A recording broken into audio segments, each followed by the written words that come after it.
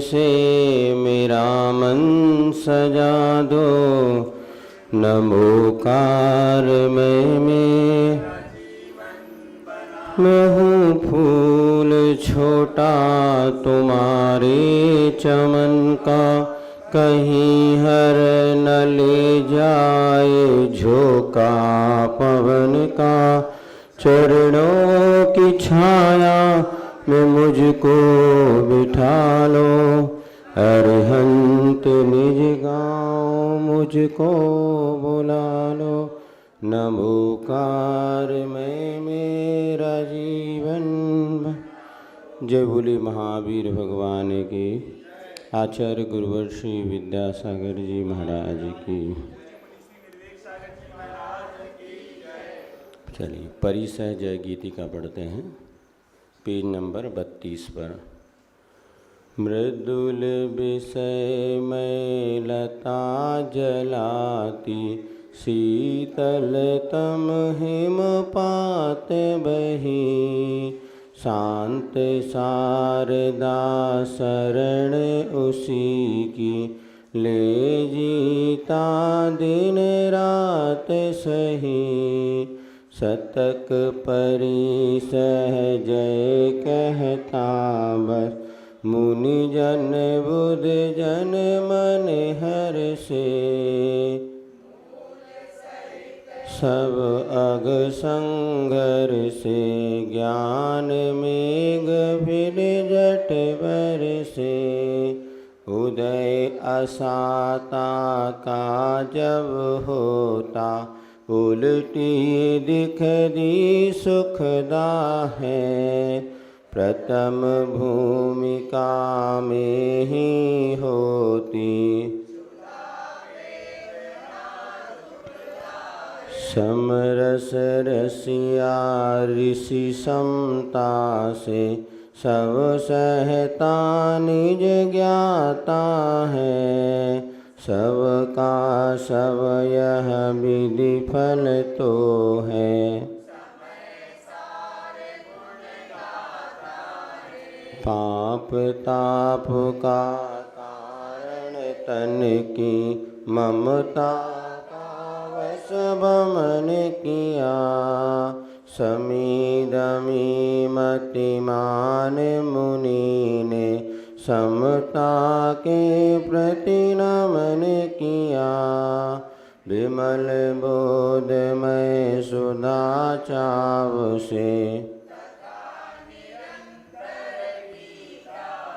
उसे तृषा फिर नहीं सताती। सुखमय जीवन जीता है, निरालंब हो स्वावलंब हो। जीवन जीते मुनिवर हैं,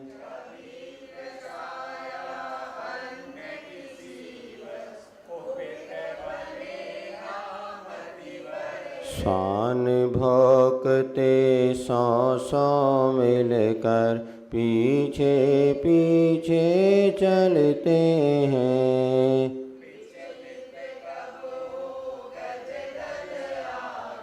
ललित चाल से चलते हैं, रीतशील का अविरल अविकल।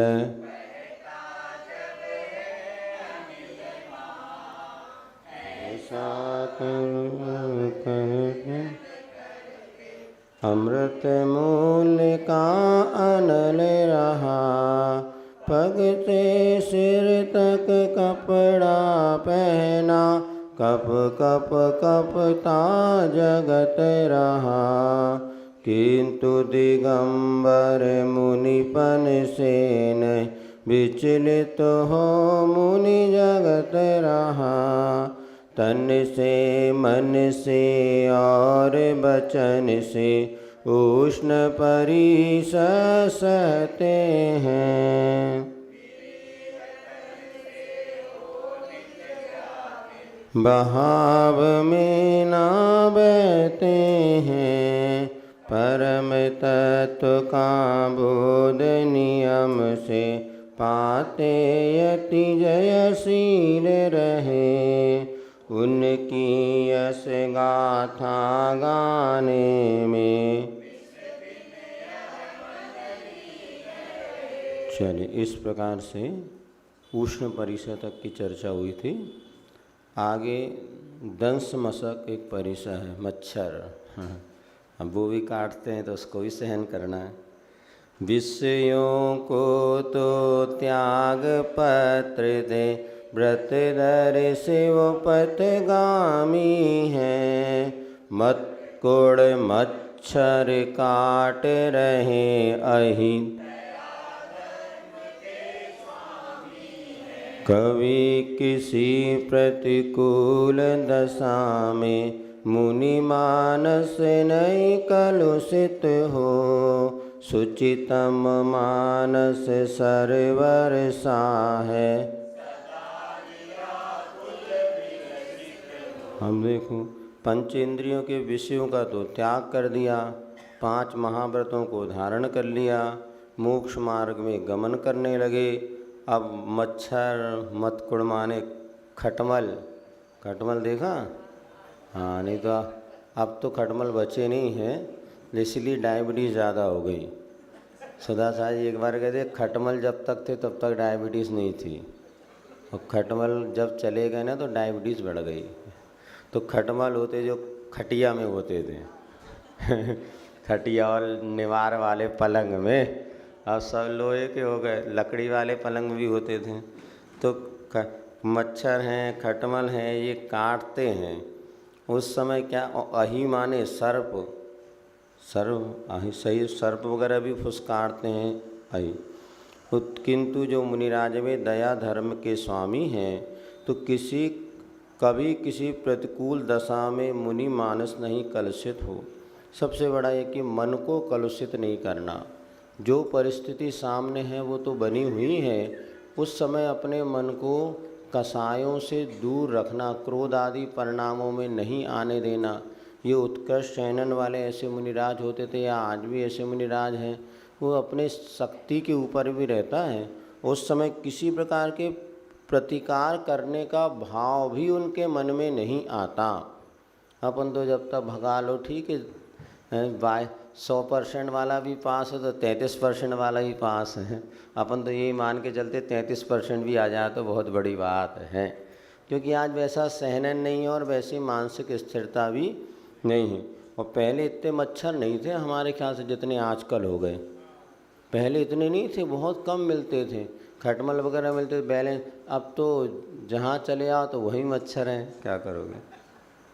इसलिए मच्छर का तेल लगा लो तो कम से कम क्या नहीं करो सुरक्षा, अक्षा कितनी भी सुरक्षा कर लो उसके बाद भी वो कहीं ना कहीं अपनी जुगाड़ बना ही लेते हैं। तो किसी मुनि मानस नहीं कल, सुचितम मानस सरोवर सा। इसीलिए मुनियों का मन जो है जल के, सरोवर माने तालाब में जैसे पवित्र जल होता है, ऐसे निर्मलता से सहित होता है। सदा निराकुल विलसित हो, उनके मन में आकुलता उत्पन्न नहीं होती, किंतु निराकुलता ही हमेशा सुशोभित होती रहती है। धन्य से महाराज हैं क्या? बिलसित माने शोभित। दंश मशक, दंश मशक आ गया, मतकुड़ मच्छर, हाँ जी तो दंश मशक है। निरा निरापद निज पद दाता, यही दिगंबर पद साता। आपत धाता शेष समीप, धुए दिगंबर अंबर तज कर। यही सोच कर मुनिवर हैं, शिवपथ पर अविरल चलते हैं। अब नग्न परिसर, वस्त्र आदि का त्याग करके जो दिगंबर मुद्रा धारण करते हैं, ऐसी नग्नता को धारण करना ये भी एक परिसर है। क्योंकि चारों ओर विषय का, भीतर विषय वासना बरते, बाहर लोक लाज भय भारी। ताते परम दिगंबर मुद्रा धर न सके दीनहीन संसारी। एक तो स्वयं व्यक्ति इस दिगंबर मुद्रा को धारण करने के लिए सक्षम नहीं हो पाता, और दूसरा है वर्तमान की परिस्थिति जो है, लोगों की दृष्टि जो है मात्र नग्नता की ओर होती है, शेष 28 मूल गुणों की ओर तो उनकी दृष्टि जाती नहीं। ऐसे समय में जो मिथ्यादेह हैं या ज्ञानी लोग हैं उस दिगंबर मुद्रा को देख करके चिढ़ते हैं अथवा परिशय आदि करते हैं, उस समय भी अपने को इस पद का क्या गौरव है तो बताते हैं, निरापद निज पद दाता। ये अकेला एक ऐसा है जो कि किसी प्रकार की इसमें आपत्ति, निरापद माने आपत्तियों से रहित, आपत कहते हैं ना, आपत्ति आ गई, जो आपत्तियों से रहित हैं, और निरा माने मात्र अकेला। ये दिगंबर पद ही ऐसा है जो कि निज पद दाता, अपने आत्म स्वरूप को देने वाला है। यही दिगंबर पद साता, और साता यानी सच्चे सुख का कारण है। मेडिटेशन आदि में जितना आप देखेंगे धीरे धीरे एक प्रकार से इसका भी लोग सहारा ले रहे हैं, नग्नत्व का भी सहारा ले रहे हैं। वैसे अपने तो एक है कि श्रावक जो है अब पर्व के दिनों में एकांत में, लेकिन आज लोग प्रकृति से जुड़ने का देश और विदेशों में ये उपक्रम चल रहा है। लोग सप्ताह में एक दिन इस प्रकार से रहना या ये करना, ये भी बहुत से इस प्रकार की मान्यताएं बढ़ती चली जा रही हैं, क्योंकि प्राकृतिक वेश में जो शांति का अनुभव होता है वो इस वस्त्राभूषण आदि के साथ नहीं होता। ये कैसा है, पाप प्रदाता आपद दाता से जितने भी पद है दिगंबर पद को छोड़ करके ये तो पाप को ही देने वाले हैं, और आपद यानी अनेक प्रकार की आपत्ति दुख को धारण करने वाले हैं। शेष सभी पद ऐसे गुरु महाराज कहते हैं कि दिगंबर पद के द्वारा छोड़ के शेष जितने भी पद हैं वो आपत्ति को ही देने वाले हैं, दुख का ही कारण हैं। हुए दिगंबर अंबर तजकर, यही सोचकर मुनिवर हैं। मुनिवर भी यही सोच विचार करके कि भैया दिगंबर पद ही सच्चा मुक्ति को देने वाला है, सुख का साधन है, इसलिए अंबर यानी वस्त्रों को तज करके मुनिराज दिगंबर होते हैं और शिवपथ पर मोक्ष मार्ग पर चलते हैं। हे जिनवर, हम आपके अनुचर हैं। जैसे आपने समस्त परिग्रह को त्याग करके दिगंबरत्व को बाना को अंगीकार किया, ऐसे हम भी दिगंबर बनकर आपके पथ पर चल रहे हैं। शरणागल, इसमें तो ये नग्न परिचय हो गया, आगे अरति परिचय आएगा, अरति परिचय। शरणागला सब मरा पड़ा, जो बिना गड़ा अधगड़ा जला। भीड़ चील की चीर चीर कर, जिसे खा रही हिला हिला। दृश्य भयावह लगते सुनते, घट में किंतु ग्लानि भय कभी न करते। रहते मुनिवर निज घट। अब शमशान घाट में जाके महाराज बैठ गए। अब वहाँ कैसा है, कुछ जो उस शव वगैरह पड़ा था, पशु वगैरह के शव थे, आधा सड़ गया है, गल गया है, और जो बिना गड़ा भी है, ज़मीन पे गाड़ा था, आधा छोड़ दिया, आधा भग गए, पशुओं ने उसको खोद लिया, तो अधगड़ा जला हुआ है, कुछ शव जला करके चले गए, वो ही पड़े हुए हैं। और भीड़ चील वगैरह पक्षियों की भीड़ जो है उस जो अदले मुर्दे आदि को मार वार फाड़ रही है और खा रही है, हिला रही है। ऐसा भयावह दृश्य वहाँ पर शमशान घाट में बना हुआ है। पशुओं के साथ ऐसा होता, कई बार आप देखें गाय वगैरह जो फंसी पड़ी रहती ना, ऐसा। तो ऐसे दृश्य को देख गजारी गर्जन मरघट में, गजारी माने सिंह, गज माने हो गया हाथी, हाथी का शत्रु कौन हो गया, सिंह। और ऐसा शेर भी जहाँ पर भयंकर गर्जन आदि कर रहा हो, ऐसे शमशान में बैठे हुए मुनिराज भी किसी प्रकार की ग्लानि नहीं करते, भय नहीं करते, और निज घट में अपने आत्मस्वरूप में स्थिर रहते हैं। ऐसा यहाँ पर ये अरति परिचय माना जाता है। विपरीत परिस्थितियों को भी सहन करना। कई बार ऐसा होता है जहाँ पहुँचो मन ही नहीं लगता, अच्छा नहीं लगता, इधर ये है इधर वो, तो हम तो सोचते ये तो नहीं मिलता अपने को, लेकिन कई बार ऐसा मिलता है कि जहाँ आप रुके हैं वहाँ चारों तरफ कोई अनुकूलता नहीं, प्रशस्त हवा नहीं, ये नहीं।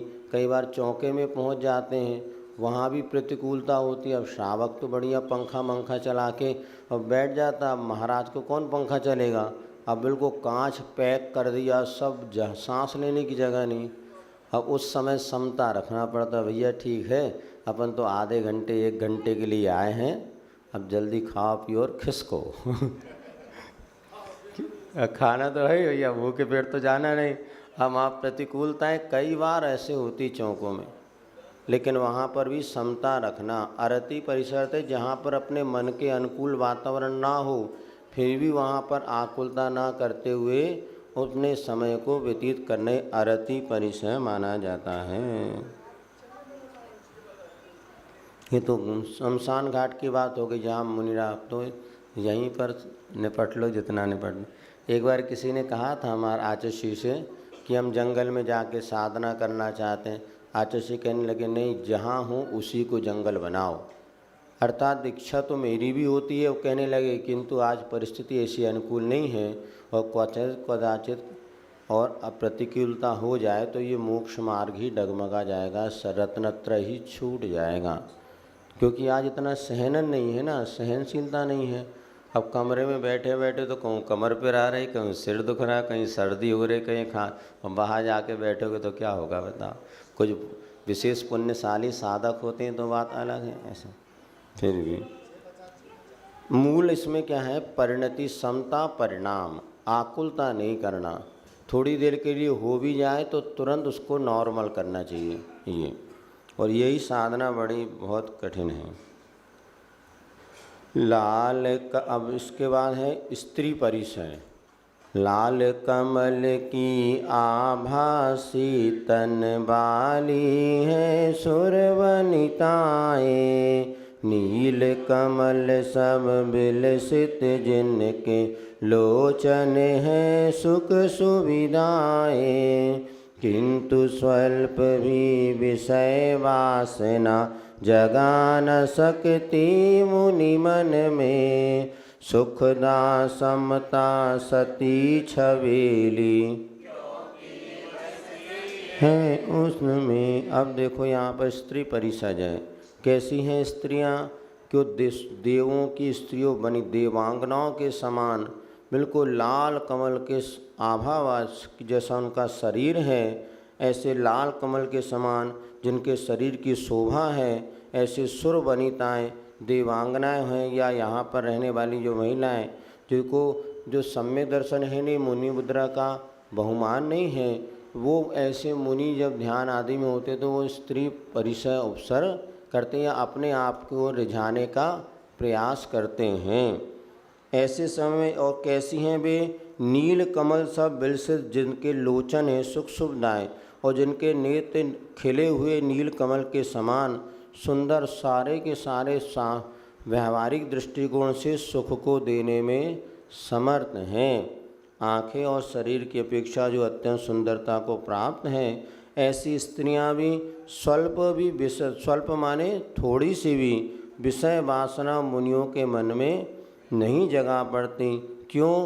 क्योंकि उनके मन में समता रूपी सती जो हैं, छबीली माने सुंदर, सुखदा सुख देने वाली समता रूपी स्त्री जिनके भीतर निवास करती है, उनके लिए यह बाहरी स्त्री किसी प्रकार से आकर्षित नहीं कर पाती। ऐसा देवांगना क्यों नहीं आ सकती? आज भले साक्षात अपने को नहीं दिखती, लेकिन पहले देवी देवता आते थे, देवांगनाएं भी आती थीं, और वो भी आकर्षित हो सकती हैं या उपसर्ग करने का भाव रख सकती हैं। कोई हमने कल महाराज से पूछा, चतुर्थ काल में सब दिखते थे, आज क्यों नहीं दिखते? तो बोले पुण्य नहीं है अपना, इसलिए नहीं दिखते देवी देवता।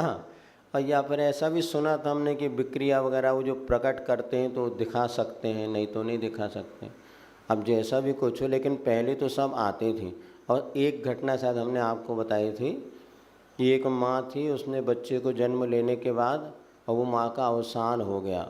अमरावती की बात है, तो वहाँ की सज्जन ने बताया था। तो 3 दिन बाद एक महिला ने दरवाज़ा खटखटाया, बहुत सुंदर वस्त्राभूष से। तो वो इतने कहा, मेरी बच्चे को तुम अच्छे से पालन पोषण करना उसको अच्छे से रखना, इतने कह के वो चली गई। तो किसी ने बताया था, हमने देखा साक्षात देवी को। अब वैसे विक्रिया वैक्रिक शरीर होता है, चाहे तो वो दिखा भी सकते हैं, आ भी सकते हैं। हाँ, पंचम काल में देवी देवता तो सब आसपास रह रहे हैं, भवनवासी व्यंतर। हाँ, वो दिखते नहीं हैं, यही मान लो अपना ही पुण्य है, देखने के लिए भी पुण्य चाहिए। चलो कोई नहीं है तो भी अच्छा है, जो प्राप्त है सो, नहीं तो उन्हीं के पीछे लोग पड़ जाते अपने को। सभी तरह, अब इसके चर्या परिसर, जैसे चर्या माने चलते समय, सभी तरह के पाद त्राण तज नग्न पाद से ही चलते,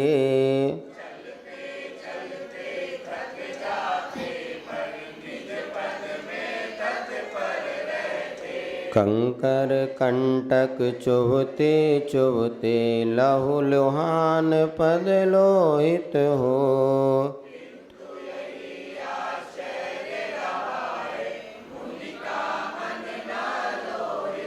हाँ, सभी पर के पाद त्राण, चप्पल वगैरह, जो पाद त्राण माने पैरों की रक्षा करने के साधन, जूते चप्पल सैंडल आदि, सब पाद त्राण का जिन्होंने त्याग दिया और नग्न पाद से ही चलते हैं। चलते चलते थक जाते हैं किंतु निज पद में अपने आत्म स्वरूप में तत्पर रहते हैं। कंकर कंटक चुभते चुभते पैर लहू लुहान हो जाते हैं, पद लोहित हो जाते हैं, खून बहने लगता है। किंतु आश्चर्य रहा है कि इसमें मुनि का मन लोहित, मुनि का मन में खून नहीं निकलता, पैरों से भले खून निकले किंतु मन में समता होती है। तो बहुत हमने देखा है, आचार्य महाराज के पैर तो और इतने कोमल हैं, और उनके तो पंजा आगे पीछे रहते हैं, बीच में तो उनका गैप है, पूरा पंजा अपने जैसा नहीं, तो आगे पंजा और पीछे, बीच में तो बिल्कुल गैप। और वो भी ऐसे समय सागर महाराज जी भी थोड़ा सा, वो तो 100-125 किलोमीटर में इन लोगों के पैर छिल जाने लगते हैं। और अब तो फिर भी बहुत सारे जो ट्यूब वगैरह को जैसे आने लगे, पहले बिल्कुल पैर छिल जाते थे, खून बहता था, ये सब हमने आँखों से देखा। अब उसके बाद भी लंबा विहार होता तो चलना पड़ता था, रात को थोड़ा बहुत क्रीम वगैरह दवाई तेल घी लगा दो और सुबह उठ करके फिर चलना है। ऐसे समय में जब लंबी यात्रा होती है, पैरों में कष्ट होते हैं, फिर भी वो चुभते हैं, तब लगता पाद त्राण का कितना महत्व है। थोड़ा सा भी पैर में, अब तो कुछ महाराज लोग पिट्टी वगैरह लगाने लगे हैं, कम से कम वो उससे इधर छिल भी रहे हैं और चलना भी है, दोनों काम एक साथ कैसे होंगे? हैं हैं हाँ, पैर जलते अलग हैं, और चल के पहुँचो फिर आहार करना, वो भी खड़े हो करके। गर्मी के दिनों में सबसे बड़ा विहार करके जाओ, फिर खड़े होके आहार करना। बाकी अभी वो एक झाड़ पोला क्रीम आने लगी जब से, तो वो हमने जब दक्षिण यात्रा तो पूरे बिहार में शाम को लगा लो सोते समय, और सुबह उससे आराम मिल जाता था। नहीं तो पहले खूब आइटम ये वगैरह कहीं कहीं लगाने का प्रयास करते थे गुरु महाराज जी को सब लोग, लेकिन वो कठिन परिसर, इसको कहते हैं चर्या परिसर। आत्मबोध वा पूज्य साधु ने चंचल मन को अचल किया,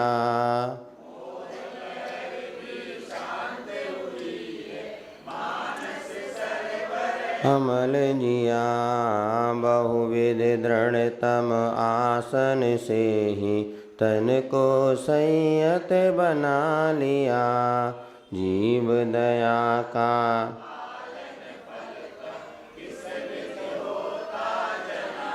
ये निसद्या परिसर माना जाता, एक स्थान पे बैठना बहुत कठिन। घूमत फिरत रहो तो फिर भी ठीक है, बैठे रहो एक स्थान पर दिन भर बैठे रहो, और जितने बड़े व्यक्ति होंगे उनको तो बैठना ही पड़ेगा। हम लोग देखते थे आचार्य महाराज जो बैठे 1 बजे तो कहो 5 बजे तक उनको हिलना ही नहीं, एक आध बार लघु शंका गए तो गए। अब वो बड़े बैठ भी जा भी नहीं सकते, अपन तो थोड़ी देर घूम आओ फिर आओ तो किसी बहाने, लेकिन वो बैठे तो बैठे बहुत कठिन। तो यहाँ पर एक स्थान पर जिसने आत्मबोध को प्राप्त कर लिया, ऐसे साधु ने चंचल मन को अचल किया। पहली बात तो मन स्थिर हो तो तन स्थिर हो, मन ही भागता रहता है तो शरीर भी भागता है। तो इन्होंने चंचल मन को अचल माने स्थिर किया। मोह लहर भी शांत हुई है, जिनके मन का मोह की जो लहरें उठ रही थीं वो शांत हो गई। मानस सरोवर अमल जिया, और जिनका मन रूपी तालाब अमल यानी निर्मल हो गया है। ऐसे वे मुनिराज बहुत प्रकार के दृढ़तम आसन से अपने तन को संयत बनाते हैं। ये तो निश्चित मानेगा जितना स्थिर आसन होगा उतना ज़्यादा मन भी स्थिर होगा। तो पहले आसन प्राणायाम जो ध्यान किस में बताए ना, तो पहले स्थिर आसन से बैठना सीखो। आज हमने देखा 90% जो बच्चे होते हैं ना वो स्थिर आसन से बैठ ही नहीं पाते। ऐसे जैसे अपन बैठे ना सी, आचार्य महाराज का देखना कभी भी आचार्य जी कभी दीवार से टिकते नहीं थे। और दृढ़तम आसन उनका ऐसा होता था, जब बैठ गए ऐसे सीधी रीढ़ करके। अब देखो सीधी रीढ़ करके तो बैठना आता ही नहीं होगा बच्चों को आजकल, बड़े फिर भी बैठ लें। और सीधी रीढ़ करके वो बैठे सीधे दीवार ढूंढते हैं बच्चे। हम कहते कहा भैया बूढ़े हो गए क्या? अब वो अभ्यास ही नहीं रहता ऐसा। और नीचे बैठने का भी अभ्यास छूट गया। जो कुर्सी टेबल पे बैठ करके भोजन करना आदि ये बहुत बीमारियों की जड़ है। इसलिए हमेशा भोजन तो पालती मार करके ही बैठ के करना चाहिए। आजकल जाने में भी वेस्टर्न और खाने में भी वेस्टर्न ये सबसे बड़ी बीमारी की जड़ है। क्योंकि जब आप पैर लटकाते हैं ना तो भोजन में जो अभी ऐसे बैठ गए तो अब इसमें पैरों को कोई ताकत की ज़रूरत नहीं है। तो जो भी आप भोजन करते हैं पूरा का पूरा जो एनर्जी है उस भोजन में वो पचाने में जाती। और जब पैर लटका लेते तो बताते वो एनर्जी नीचे की ओर जाने लगती। जो डाइनिंग टेबल वगैरह में भोजन करते हैं ना, अब जब कुर्सी पे बैठ के पूजन करेंगे तो भोजन तो कुर्सी पे बैठ के ये भी 100% है। ज़्यादातर लोग आज जो कुर्सी चेयरमैन चेयर वोमैन है ना, ये सब पूजन कुर्सी पे करते हैं। तो भोजन कैसे करते दादी अम्मा? कुर्सी पे ही। हाँ, यही तो गड़बड़ है सब।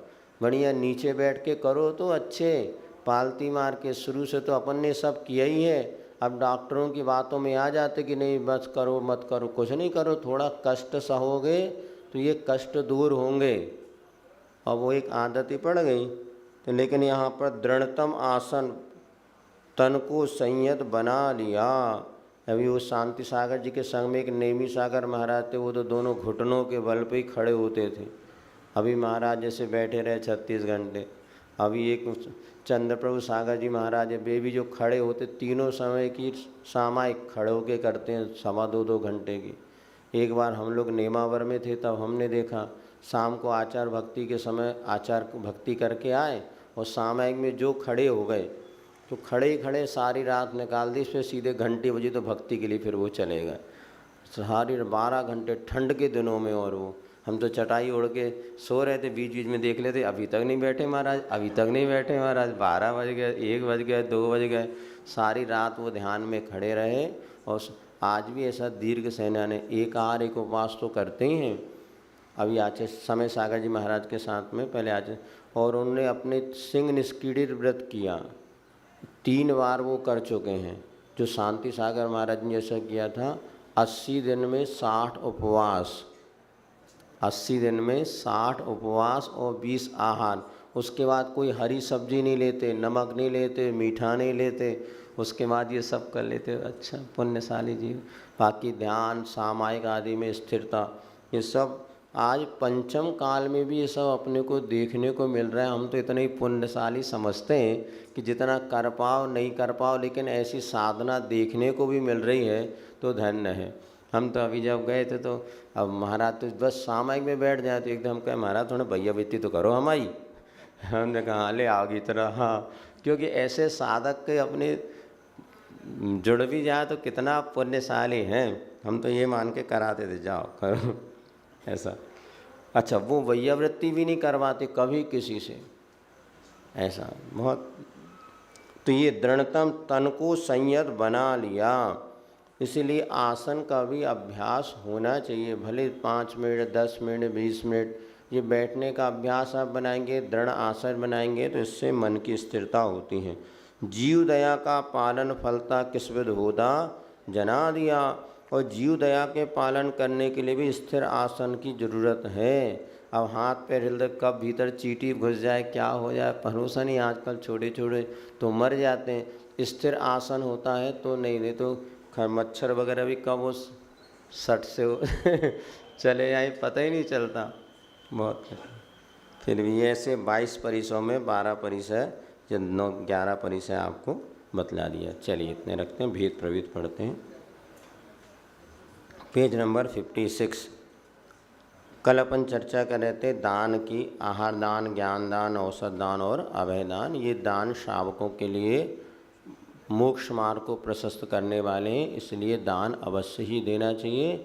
और दान छपा करके नहीं, दान छुपा करके देना चाहिए। एक ये भी है कि दान देते समय जितने आप निष्प्रह वृत्ति से दान देंगे उतना विशेष फल को देने वाला होता है। किंतु जो दान ख्याति, पूजा, लाभ, प्रशंसा के लिए जो दान देते हैं, आचार्यों ने कहा वो दान किस प्रकार निष्फल चला जाता है। पहले शायद बताया था। मोती को 4 उदाहरण दिए। जैसे स्वामी ने समय सार में, एक व्यक्ति को प्यास लगी थी, बहुत ज़ोरों से प्यास लगी थी, कुछ था नहीं, तो उसके पास एक हीरे का नग था, तो उसने हीरा दे दिया, बदले में 1 गिलास छाछ ले लिया। एक हीरे के बदले में छाछ ले लिया। दूसरा, महिला को बर्तन मांजना था, राख थी नहीं, तो घर में गजमोती रखे थे, तो उसने गजमोती को जला करके राख बना लिया और बर्तन मांज लिया। तीसरे ने क्या किया, तीसरे को कपड़ा सिलना था, कथड़ी, अब कोई धागा मिल नहीं रहा था, तो उसको मायके से ससुराल वो 9 लक्खा हार मिला था, तो हार तोड़ दिया, उसमें से धागा निकाल लिया, मुझे एक कपड़ा सिलना है। और चौथा उदाहरण उन्होंने दिया कि खेती करी थी ज्वार की, कोदों की खेती करी, अब बाड़ी लगाना था, तो उसको जो चंदन का बगीचा था, तो उसने चंदन को काट करके उसके बाड़ी लगा दी। जैसे चारों कार्य मूर्खतापूर्ण हुए, क्योंकि अरे चंदन की तुम बाड़ी एक ढूंढाई में पूरी ज्वार की फसल मिल जाती। तो ये कि जैसे ये चारों कार्य अज्ञानतापूर्ण हुए हैं, मूर्खतापूर्ण, इसी प्रकार जो ख्याति, पूजा, लाभ के लिए दान देता है, अपनी प्रदर्शन तप करता है, व्रत नियम पालन करता है, उसके ये सब इसी तरह व्यर्थ चले जाते हैं। दान तो दिया, लेकिन दिखाने के भाव से हम सब लोग हमारा नाम चाहे, तो फल कितना मिलेगा। आचार्यों ने कहा बट वृक्ष के बराबर, फिर मिलेगा उसको चने के वृक्ष के। चना का झाड़ कितना बड़ा होता है, इतना सा होता है, कहाँ उसको बट वृक्ष बराबर फल मिलना था, और कहाँ माँ चने के वृक्ष बराबर उसका घाटा लग गया। इसी प्रकार जितना ख्याति, पूजा, लाभ की अपेक्षा हम रखेंगे, उसलिए वो दान आन का पुण्य भी मिलेगा ही नहीं। मिलेगा तो बस इतना ही मिलेगा कि बस चने के वृक्ष के बराबर थोड़ा मिल के चला जाएगा। इसलिए जहाँ तक हो दान, पूजा आदि अपन करो, आत्म कल्याण के लिए करो। ये बात अलग है कि जो करेगा उसका नाम तो होता ही होता है।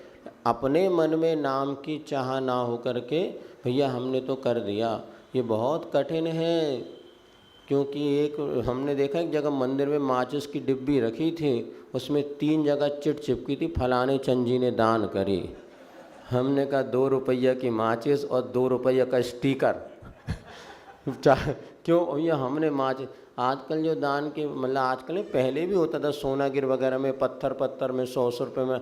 अब वो क्या, चूँकि कमेटी वालों को चाहिए होता था, अब नाम के माध्यम से तुम दे दोगे, नहीं तो नहीं दोगे, तो वे भी कहते भैया हम सब जगह तुम्हारा नाम खुदवा देते हैं। तो देते हो, देखा पूरे ऐसे पत्थरों में, ज़मीन में नाम लिखे लोग चलते जा रहे हैं। ये सब महान उनके लिए भी दोष है, और जो उस पर पैर रखता है वो भी दोषपूर्ण माना जाता है। इसीलिए यहाँ पर बात बता दी, आपको पत्थर अलग करो। अब सम्यक दृष्टि के बाहर चिन्ह होते हैं।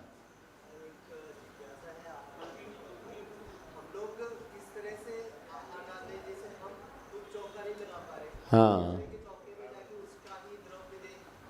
नहीं तो बता तो सुन लो, ऐसा है यदि हम स्वयं नहीं लगा पाते तो जो श्रावक लगा रहे हैं उनके साथ में जाके सहयोग करो, निवेदन करो, भाई आप तो 4 लोग हैं, हम 2 लोग और आन, अभी यहाँ से कई लोग आए थे, एक साथ मिल करके उन्होंने लगाया 4-5 परिवारों ने।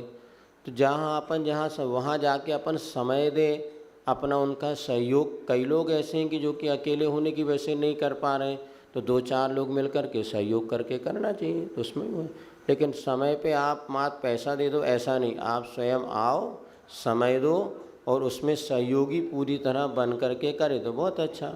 जैसे हमने कहा ना, जिनके अतिथि संविभाग का नियम है वो अपने पड़गहान आदि करें, शुद्ध भोजन करें, तो उनका व्रत पैसे ही पल जाता है। देने से ही नहीं पलेगा, ना देते हुए भी अगर हम उस समय हमने वो क्रिया कर ली तो हमें पुण्य मिलेगा। हाँ, वो सब जो हमारे साथ चर्या में वो हम उनको वैयावृत्ति का पुण्य मानते हैं। वैयावृत्ति, आहार दान का पुण्य उनका नहीं, आहार दान तो जो दाता है उसी का पुण्य है, और जो सुबह से वहाँ काम करता है इसी का पुण्य। इसलिए हम प्रायः भैया सुबह से कौन आया ये बताओ, 7 बजे वालों को पहले नंबर लगाते हैं हम, फिर 8 बजे वालों के बाद में, 9 बजे वालों के बाद। पहले जिन्होंने सुबह से काम किया उनको तो दे लेने दो 10 मिनट, पहले उनसे भरपूर ले लेते, वो खुश हो जाते, अब भैया पूरी भीड़ आ जाओ, ऐसे। उसको पुण्य कुछ नहीं है, क्या होता है ये बचपन में दान के संस्कार बने इसीलिए करते थे, लेकिन बड़े होकर के वही करने लगे, धक्का मुक्की, एकाध ग्रास कोई पुण्य नहीं है इनको, पाप और उल्टा लगेगा। यदि आपने वहाँ व्यवस्था बिगाड़ी है, 4 आदमी थे महाराज के, बहुत अच्छे आहार हो रहे थे, तुम 10 वहाँ पर पहुँच गए और भैया हमें 1 गिलास देने दो चम्मच, कोई पुण्य नहीं है इनको, हमारे हिसाब से तो कोई पुण्य नहीं है। ये अव्यवस्था फैलाने वाले का पाप और लगेगा आपको। साता से महाराज, लेकिन वो ऐसी परंपरा बन गई, भैया धुतिया पहन ले, मंदिर यहाँ की घिना से धुतिया उठा लें और सब पहन के चौके पहुँच जाते। हमें तो बहुत विकल्प नहीं, करे क्या, दाता को तो अपने घर के स्वस्थ वस्त्रों से देना चाहिए। अब यहाँ वो ऐसी गुड़ी मुड़ी गंदी सी धोती पहन करके वो आ जाते कई बार। आहार दाता की भी प्रशंसा होना चाहिए, दाता भी यदि घिना सा हो तो आहार ले भगवान को कछु नहीं, भगवान को तो अभिषेक पूजन, लेकिन आहार ये लिखा है दाता प्रशस्त हो, उसको फोड़ा फुंसी बीमारी हाथ पैर अब पचला हाथ ही नहीं चल रहा है, ये सब गलत चीज़ है। इसके बाद ये भी लिखा है वस्तु भी प्रशस्त हो। अब लौकी की सब्जी बनाई करिया सी है, दिखाई हुआ ऐसी रही तो खावे की इच्छा कैसे हो, तो मूलाचार में लिखा है प्रशस्त दर्शन होना चाहिए। जो हमारे सामने वस्तु दी जा रही है वो दिखने में लगे, तो अब देखने में वो बुरी, हमारा ले लो अब तो बन गई हमारी कैसी, काय को ले लो बोला हर प्रैक्टिकल पहले हमें पे करोगा बोले महाराज पहली बार बनाई आज तो आपको लेना ही पड़ेगा। हमने कहा हो भैया, मरीज भी नहीं और डॉक्टर भी नहीं हो, क्या करोगे। बाहर से देखना, अनुमोदना करना, माला फेरना, भावना भाना, ये सर्वश्रेष्ठ है। कई लोग बस 1 गिलास दे लिया, माने कल आए धोती बदली और पहन के 1 गिलास दे लिया फिर उतार दी का, और बेकार चीज़, अब क्या बताएं, सब नहीं होना चाहिए। आपको देना हो व्यवस्थित जाओ, चौके में सुबह से रहो, पड़गाहन करो, साधु आ जाए तो आहार दो। लेकिन ये अब बहुत ज़्यादा अच्छा, इसमें 2-2 घंटे लोगों को अच्छा लगता। कई बार अपन भैया चलो इसी निमित्त इनके धर्म ध्यान है, नहीं तो अभी बाहर जाके घूमेंगे, तो इसलिए हम भी मना नहीं करते। 8-10 बच्चियाँ हो भी जाते, भैया आओ दे लो, मना नहीं है वो। लेकिन वहाँ पे वैया व्रत का यदि पुण्य, कहीं हम भी आचसी के साथ गए, महीनों आहार कराने गए, ने कभी 1 गिलास नहीं देते थे, बस सामान निकलना, आचसी देखते रहते थे, देता तो है नहीं, तो हम भी नहीं देते, हम तो दूध निकाल लिया, सब्जी निकाल लिया, शोधन कर लिया और श्रावकों को पकड़ा दिया। वैसे वहाँ भीड़ भाड़ बहुत, उसको संभालना पड़ता था। तो जब हमारी दीक्षा हुई, क्षुल्लक दीक्षा, तब भी आचसी ने शाम को 7 बजे तो बुलाया, बोले कुछ सोचा आहार कैसा हुआ। उसी दिन हमारे ब्रह्मचर्य अंतराय वगैरह भी हो गया, तो हमने बताया अच्छा नहीं हुआ। अरे बोले कोई बात नहीं, कल कीर्तन कर लोगे। हमने कहा समझ गए कुछ जुगाड़ है तो शाम को आचार भक्ति के बाद बुलाया और सुबह 8 बजे दीक्षा दे दी। सुल्लक दीक्षा कुंडलपुर में हुई थी, तो शाम को आचार भक्ति के बाद हमें पहले निर्णय सागर जी थे उनको बुलाया, फिर हमें बुलाया, फिर विनीत सागर जी थे, तीनों को बुलाया और बोले कल कुछ सोचा है आपके विषय में। अरे हमने कहा तो सब बड़े बाबा की कृपा है, आप तो सोचे ही नहीं रहते, क्योंकि 3-3.5 साल हो गए ब्रह्मचारी रहते। 10वीं प्रतिमा में 3 साल रहे हम, 10वीं प्रतिमा में 1 बार भोजन करना। फिर हम लोगों ने सोच लिया था अब तो 2 बार भोजन करेंगे, 1 बार में काम चलता ही नहीं देखो महाराज का तो चल जाए, ब्रह्मचारियों को एक बार भोजन करके रहना बहुत कठिन होता है, क्योंकि दाता भी बहुत अलग अलग प्रकार के होते हैं। फिर लेकिन वो कुंडलपुर में आचार्य सिंह जी शरद पूर्णिमा के एक दिन पहले चतुर्दशी, उसमें पंडित जगन मोहन लाल जी की समाधि चल रही थी। हाँ, तो आचार्य सिंह ने शाम को बुलाया और ऐसा कह दिया कि कल दीक्षा, तो कल दीक्षा माने आराम से 12-1 बजे होगी, सब तो यही सोचे। किंतु फिर 8 बजे खबर आई शाम के बाद, कहना अभी कीर्तन कर लो, सुबह दीक्षा होनी है। उस समय आदर्शमती का संघ जो था दमोह में था, फिर भी कोई बहनें नहीं, उन्हें सब ने सोचा दोपहर को दीक्षा होगी, कोई प्रचार प्रसार हुआ ही नहीं, बाजा माजा तो थे ही नहीं। अब हम दोनों 10 प्रतिमा वाले थे, हम अभी नहीं, तो ज़्यादा कोई ताम झाम का काम था ही नहीं। और बड़ उन्होंने सुबह बहुत जल्दी से कीर्तन रात में ही कर लिए, और सुबह जो है 8 साढ़े 8 बजे जंगल से आए, बोले कहाँ है, चलो दीक्षा के लिए चलो। 8:30 बजे सीधे मज कुंडलपुर में बड़ा विद्या भवन है, वहीं बैठ के तीन ही तुम्हारा थे, तीनों को बैठा दिया, बस हो गया। तो मेहंदी वो सब कच्छू नहीं हो, तो सीधे बैठो। आए भी रात में लोग, हमने कहा भैया सोन दो यार, सुबह तो दीक्षा होनी है। ऐसा हो जाता है। तो कई बार आपको देख के हुआ। लोग पूछते हैं आपको वैराग कैसे हुआ। पहली बात तो ये समझ जाओ, वैराग ये तो पहले आचार्य महाराज कहते कुछ बताया नहीं जाता, लेकिन ये सब अव्यक्त होते, कोई पूर्व जन्म के संस्कार होते हैं, वर्तमान में निमित्त मिलते रहते हैं। घर गृहस्थी वालों को देखते थे, सब यही सब देखने के बाद वो तो गुरु की संगति मिलती है। इधर निमित्त तो सबको मिलते हैं, लेकिन पूर्व भाव का जब कोई पुण्य होता है, गुरु की संगति मिलती है और गुरु महाराज रख लेते हैं, तो काम हो जाता है। वैराग के निमित्त तो आप लोगों के घर गृहस्थी में देखो, जहाँ जन्म होता है ना बच्चों का, वहाँ जाके जच्चा बच्चा वार्ड में चले जाओ तो भी वैराग होता है। इधर एक अस्पताल में चले जाओ, पैर हाथ टूटे वाले, लगता तो था यार ये सब यही संसार में यही दुख दर्द हैं, यदि कहीं सुख मिलेगा तो मोक्ष मार्ग में। और फिर संगति हुई तो ये समय सागर जी हैं, योग सागर जी, चिन्मय सागर जी, ये महाराज पहुँचे और महाराज पहुँचते रहते थे, तो उनकी संगति से भी भाव बनते। फिर आचार्य महाराज से निवेदन किया, उन्होंने रख लिया, काम हो गया। ऐसे आप वैराग कम, राग ज़्यादा था। कैसे? संसार का ज़्यादा देखा, 18-19 साल में क्या देखा, लेकिन गुरु महाराज अच्छे हैं, इनकी बात अपना अच्छा कल्याण होगा।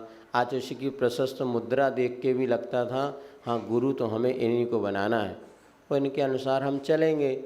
उस समय क्या होता, दिमाग कम होता था, श्रद्धा ज़्यादा होती थी। इसीलिए हमारा कहना, जितना दिमाग बढ़ेगा उतना आपके जीवन में श्रद्धा घटती चली जाएगी, और श्रद्धा चली गई नहीं तो फिर जीवन में आनंद नहीं आता। आज जिनकी कम उम्र में शादी हो गई, कम उम्र माने 21-22 कम नहीं मानी जाती, 18 साल में तो सरकार कह रही है 18, लड़कियों की उम्र कितनी होना चाहिए, 18 सरकार के अनुसार, तो 20-21 में तो और लेट हो गए, मतलब 23।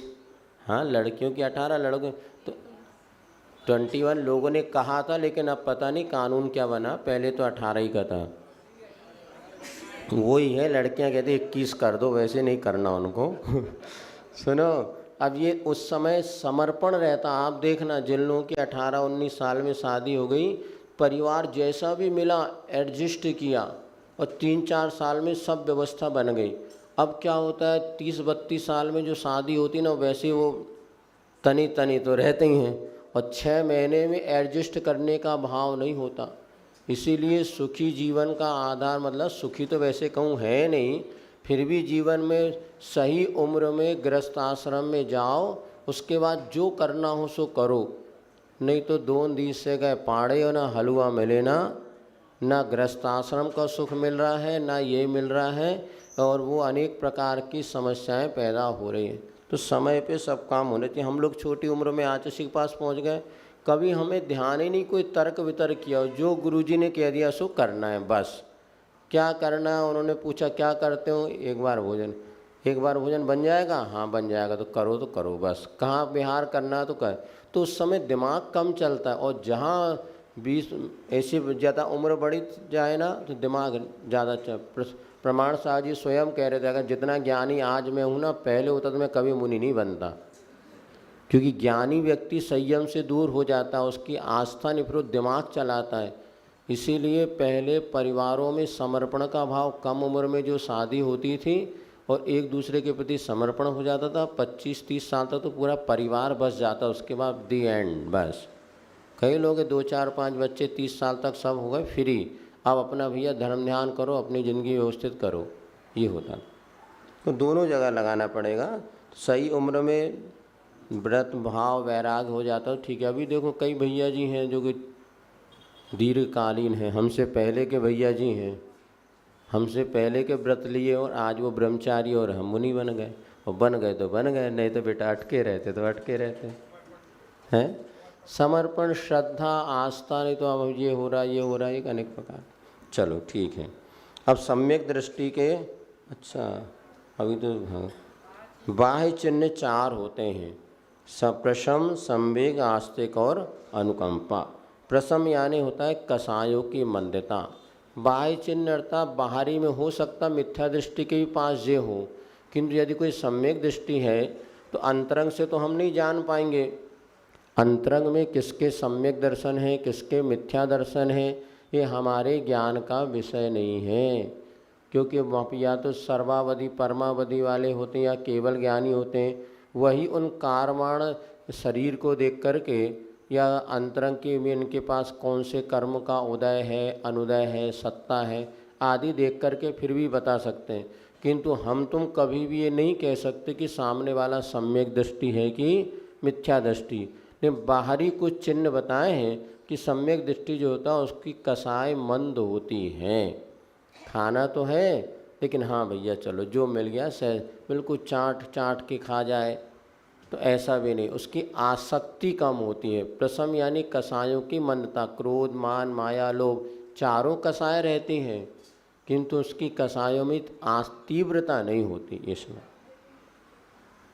संवेग माने होता है पाप से डरना और धर्म से प्रीति होना। 1 घंटे का समय आपके पास है, उसी समय टीवी में सीरियल आ रहा है, उसी समय महाराज की कक्षा चल रही है। अब सम्यक दृष्टि होगा तो विचार करेगा यार देखो सीरियल तो पाप बंद का ही कारण है, और फिर आज नहीं 1 घंटे बाद भी दे सकते हैं सब, लेकिन प्रवचन अगर महाराज जी की क्लास चली गई तो क्या होगा, उसमें तो निर्जरा का साधन है। तो धर्म से प्रीति उसको होती है, तो वही लगता है चलो भैया 1 घंटे पूजन विधान कर लो बजाय यहाँ वहाँ के गप्पे लगाने से। तो अगर सम्यक दर्शन है तो निश्चित मानना धर्म के प्रति प्रीति और पाप के प्रति उदासीनता, डर बना रहता है, मुझे पाप नहीं करना। पाप से तो डर लगता है और धर्म से अपनों को रुचि होती है, ये समझना हमारे भीतर सम्यक दर्शन है। कई बार होता ना सहज होता है अपनों को पाप से डर लगता है कि तो धर्म में बहुत रुचि होती। कई लोग होते धर्म में रुचि नहीं, पाप में बहुत अच्छी प्रीति है। दुनिया के पाप करा लो दिन भर का समय दे देंगे और मंदिर में कोई काम करना तो समय नहीं है। ये एक बाहरी चिन्ह है। जो सम्यक दृष्टि होता है उसको धर्म के प्रति रुचि, 1 घंटे का यदि समय है तो कहता भैया धर्म कर लो यार, पाप नहीं करना, ये सम्यक दृष्टि। इसके बाद आस्तिक अर्थात देवसात गुरु पे श्रद्धा, वीतरागी देवसात गुरु पर श्रद्धा होना, इसको कहते हैं आस्तिक्य, आस्था का भाव, श्रद्धा का भाव।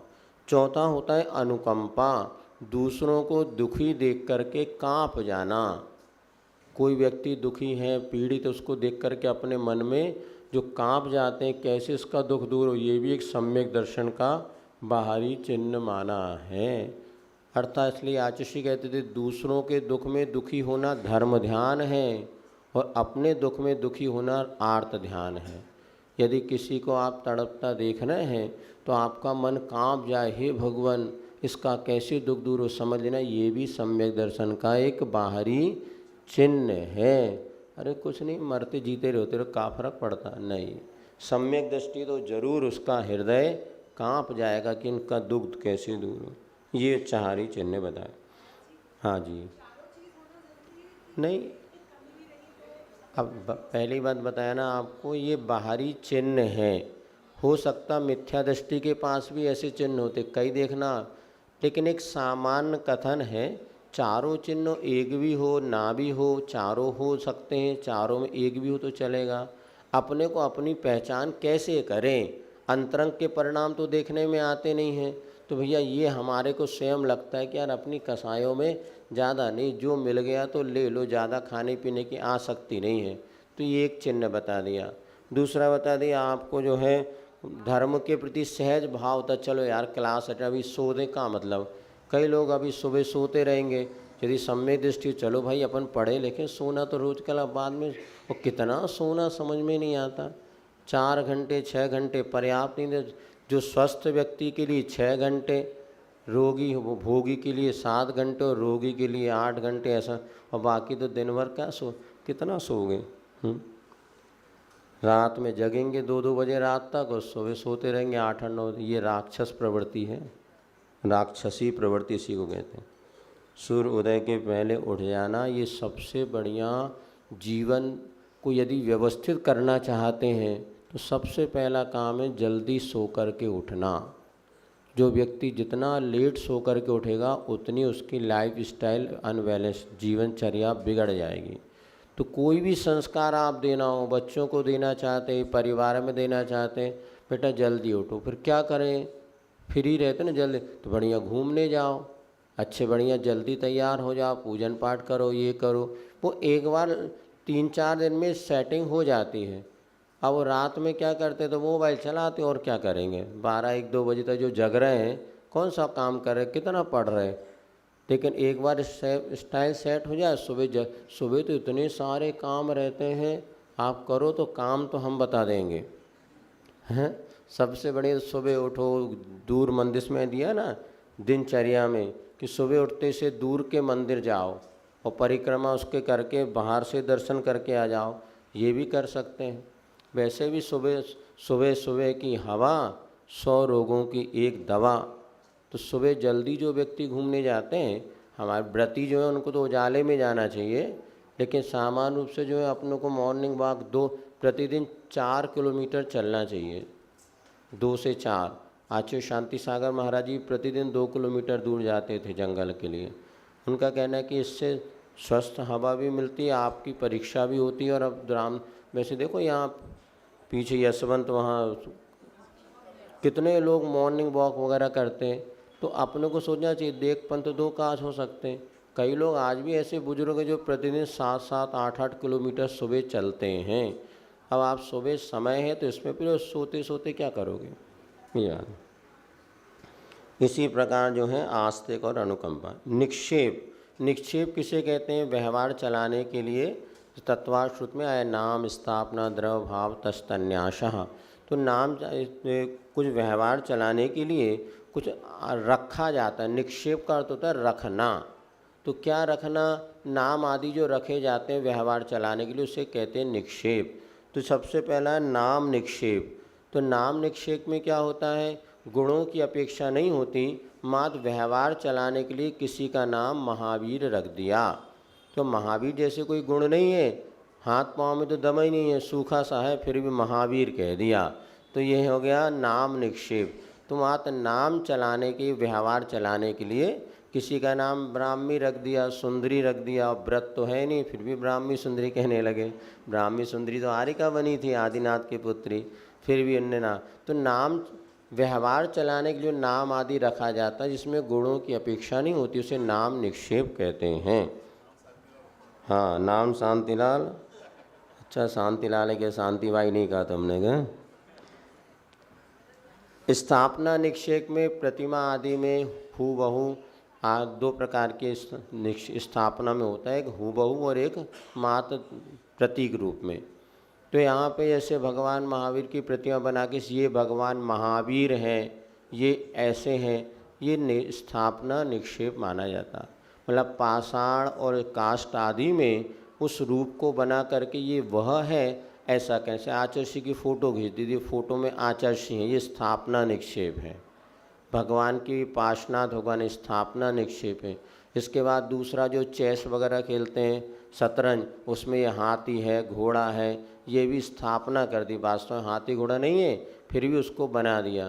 तो स्थापना निक्षेप में क्या होता है, यह वह है ऐसी धारणा बना करके किसी पाषाण आदि में कथन करना, मानसिकता बना लेना, तो ये स्थापना निक्षेप कहा जाता।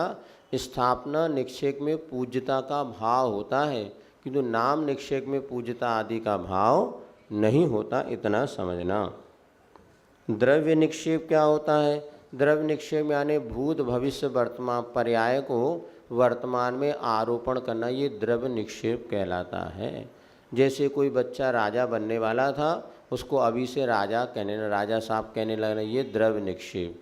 अथवा कोई मास्टर साहब थे, पहले पढ़ाते थे, अब रिटायर हो गए, फिर भी उनको मास्टर साहब जो कह रहे हैं, ये द्रव्य निक्षेप से माना जाता कि भूत भविष्य की वर्तमान में उपयुक्त नहीं है, फिर भी उसको कह देना। जैसे आचर्य हम लोग कहते थे ब्रह्मचारी महाराज, कई बार कहते थे ब्रह्मचारी महाराज, हमने ब्रह्मचारी महाराज, तो आप महाराज बनने वाले ना, इसलिए महाराज और जोड़ देते हैं। मनोज्ञ कहते थे, मनोज्ञ। तो जो आज में नहीं है किंतु भविष्य में बनेंगे, तो उनको इस पर भाव निक्षेप में होता है वर्तमान पर्याय से युक्त जो है भाव निक्षेप। जैसे मनुष्य पर्याय से तो उसको मनुष्य कहना, एक एवं भूत नहीं, वो अलग क्रिया से सही। तो यहाँ पर वर्तमान पर्याय से आप कौन है? तो मनुष्य हैं, ये भाव निक्षेप हो गया, वर्तमान पर्याय से युक्त। द्रव्य में भूत भविष्य की पर्याय को वर्तमान में, इस प्रकार से ये 4 निक्षेप होते हैं। इसके बाद ध्यान के 4 भेद, मूल से जो ध्यान होते हैं जैन दर्शन के अनुसार ध्यान, जिसको आप मेडिटेशन वगैरह करते हैं, तो अब इसको अपन समझे तो 4 प्रकार के ध्यान कहे गए हैं। कौन कौन से? आर्त ध्यान, रौद्र ध्यान, धर्म ध्यान और शुक्ल ध्यान। आर्त ध्यान किसे कहते हैं? पीड़ा के साथ होने वाले ध्यान को आर्त, इनके 4 भेद हैं, वो आगे बतलाएंगे। अभी आप संक्षेप में समझ लीजिए। ध्यान माने होता है एकाग्रता, चित्त की एकाग्रता का नाम है ध्यान। जैसे मान लीजिए कई बार अपने साथ होता है, एक बच्चा था, वो माता पिता के साथ मेला में गया और गुम गया तो किसी ने उसको बेटा पूछा, बेटा क्या नाम है तेरा? बोले माँ। माँ क्या? माँ, उसको माँ चाहिए बस। अब देखो कैसा, बोले बेटा क्या नाम है तेरा? तो कहता माँ। अरे रोता क्यों है? माँ। पिताजी कहाँ रहते? बस माँ। तो उसको एक ही ध्यान है, रट क्या है? माँ, बस, और कुछ नहीं। तो कई बार को तो एक ही वस्तु पे अपना ध्यान चला जाता। अब सिर दुख रहा हो तो कोई कुछ भी बात करे, वो ध्यान कहाँ जाएगा? तो मन की एकाग्रता जहाँ बन जाती है उसे कहते हैं ध्यान। तो ये ध्यान प्रशस्त भी होते हैं, अप्रशस्त भी होते हैं। तो आर्त रौद्र ध्यान ये अप्रशस्त है, संसार के कारण है, और धर्म और शुक्ल ध्यान मोक्ष के कारण है, परे मोक्ष हेतु। तो आर्त और रौद्र ध्यान किसके कारण है? संसार के कारण। और धर्म ध्यान शुक्ल ध्यान मोक्ष के कारण है। तो अब संसार के कारण आर्त ध्यान किसे कहते हैं? आर्त माने होता है पीड़ा, पीड़ा की ओर ध्यान चले जाना, कष्ट, दुख, ये आर्त शब्द के पर्यायवाची हैं। इनमें मन एकाग्र हो जाना, हे भगवान पेट दुख रहा, कब दूर हो कब दूर हो, तो ये भी आर्त ध्यान। आगे इसका वर्णन करेंगे। तो ये आर्त ध्यान। रौद्र ध्यान क्या होता है? क्रूरता, क्रूरता का नाम है रौद्रता। तो ये क्रूरता के साथ जो ध्यान होता है वो रौद्र ध्यान में, अच्छा मारा और मारा है, ये जो हिंसा आदि के भाव होते हैं ना, ये आगे खुलासा कर रहे हैं, इसलिए ज़्यादा नहीं बता रहे आपको। धर्म ध्यान जो हमें संसार के दुखों से उठा करके सुख में रख दे, उसे कहते हैं धर्म। और ऐसे धर्म की ओर अपने मन का एकाग्र होना, ये कहलाता है धर्म ध्यान। जैसे अभी आप लोग स्वाध्याय कर रहे हैं, तो कौन सा ध्यान हो रहा है? धर्म ध्यान, क्योंकि हमारे लिए दुख से उठा करके सुख में रखने वाला ये निमित्त। शुक्ल ध्यान किसे कहते हैं? जो मुनिराज जब केवल ज्ञान प्राप्त करने वाले होते हैं, तो वो जो 8वें गुणस्थान आदि में श्रेणी चढ़ते हैं, उस समय जो पवित्रता की ओर उनका मन एकाग्र होता है। पवित्र, शुक्ल माने निर्मल, सफ़ेद, रंग बिरंगा नहीं। तो अब उनके ध्यान की जो निर्मलता होती है वो शुक्ल ध्यान कहलाता है। ऐसा संक्षेप में आप समझिएगा। अब आर्त ध्यान के भी 4 भेद होते हैं। कौन कौन से? इष्ट वियोगज, अनिष्ट संयोगज, पीड़ा चिंतन, निदान। अब देखो, आर्त ध्यान माने दुख का कारण या दुख के साथ जोड़ा है, या दुख जिसमें निमित्त है। अब इष्ट वियोग है, जिससे अपनी पटती थी वो दूर जाके बैठ गया, जिससे नहीं पटती थी वो पड़ोस में आके बैठ गया। अनिष्ट संयोग, इष्ट वियोग और अनिष्ट। कई बार ऐसा चौंके में भी हो जाता है एक आध क्षण के लिए, जो अच्छा सोच के देख रहा वो तो पीछे भग जाता है, जो आंख बंद करके दे रहा वो सामने खड़ा हो जाता है। अब हम सोचते भैया क्या करें, अन्य से हम फिर सोचते भैया अपने इतने कर्मों का उदय है, बढ़िया देखो, वो नहीं देख रहा तुम तो देखो। बोले महाराज देख देख के लेना, हाँ हम तो देख देख के ले रहा है, आप तो दो। कई बार है तो इष्ट का वियोग हो जाता है, जिसको अपन चाहते थे वही दूर हो जाता है। अब वो कब मिले, वो कब मिले, वो कब मिले, इसको कहते हैं आर्त ध्यान। अनिष्ट संयोग, अब ये पड़ोस में बैठ गए, कब खिसके यहाँ से, वो खिस सकता ही नहीं। वो तो कहता नहीं हम तो आप पर फिदा हैं और तुम उस पर फिदा हो गई, अब भी तो तुम पे फिदा है ना। वही कई बार अपने उसको नहीं चाहिए, वो अब चाहता है, ऐसा कई बार होता है हम लोगों के पास। अब अपने को पता है भैया श्रावक है सामर, अब वो तो कहता है महाराज हम तो समर्पित हो गए भक्त, अब तो दिन भर कमरा में बैठे हैं, भैया खाली करो कमरा ध्यान। तो ऐसा अनिष्ट भी संयोग हो जाता है। अब अनिष्ट संयोग होने पर ये कब हमसे दूर हो, ऐसा हमेशा चिंतन चलता रहता है, इसको कहते हैं आर्त ध्यान। पीड़ा चिंतन, अब वही बताया सिर दुख रहा है, पैर दुख रहा है, तो बार बार उपयोग, असली हम अभी क्लास लेने लगे तो कहीं उपयोग नहीं जाता, अपना उपयोग डाइवर्ट हो जाता है। ये भी सबसे, उपयोग को डाइवर्ट करो, एकदम उपयोग को विराम नहीं दे सकते तो उपयोग को परिवर्तित करो। बढ़िया जोर जोर से नमोकार मंत्र पढ़ने लग जाओ, भक्तामर पढ़ने लग जाओ, कोई पाठ करने लग जाओ।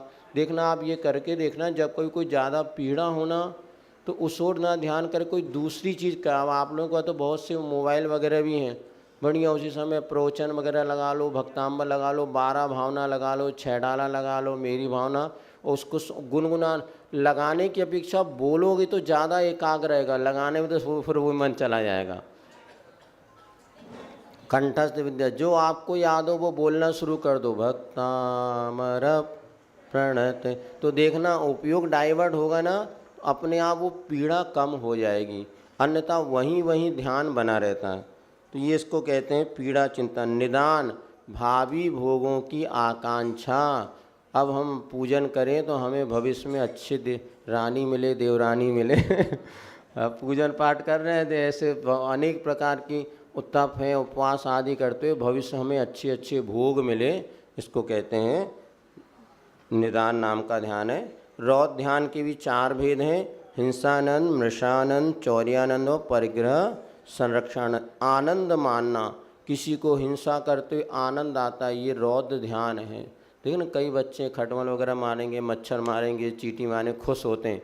और बड़े लोग भी होते हैं कई, ये हिंसा आदि करते हैं, मेंढक वगैरह लड़ाते हैं, मुर्गा लड़ाते हैं, इसमें आनंद माना, ये सब रौद्र ध्यान है।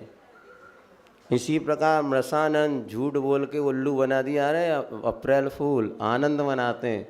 किसी को झूठ बोल दिया, उल्लू बना दिया, ये उसमें आनंद, हैप्पीनेस जो बना रहे, ये इसको कहते हैं रौद्र ध्यान। कई लोगों को झूठ बोलने में बड़ा आनंद आता है, झूठ एक बार बोलने लग जाओ फिर आदत बन जाती है, कहाँ हो बस यहीं तो हैं। ऐसा मोबाइल में सबसे ज़्यादा झूठ बोलवाता और आनंद भी आता है बाद में, यार उल्लू बना दिया, अपना काम बन गया। लेकिन रौद्र ध्यान है नरक आयु का कारण। चौर्यानंद, चोरी करके आनंद मनाना, ये भी आदत पड़ जाती, खूब आनंद आता है। परिग्रह संरक्षणानंद, धन को जोड़ जोड़ करके आनंद मनाना, खूब पैसा इकट्ठा हो गया, खूब आनंद आ रहा, क्या करोगे, कहाँ है पैसा, वो बैंक में रखा है, किताब देख लेते हैं और बस खुश हो जाते हैं।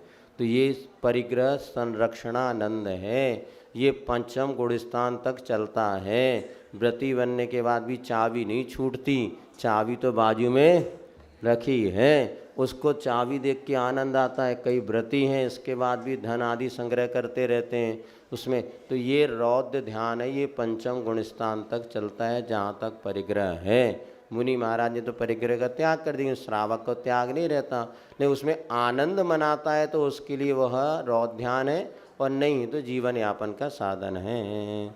जिन वाणी के ज्ञान से सूझे लोकालो, सो वाणी मस्तक धरो सदा। हे जिन वाणी भारती माँ तोय जपो जिन रैन, जो तेरी शरणा गए सो पार, कायु सरगम करो।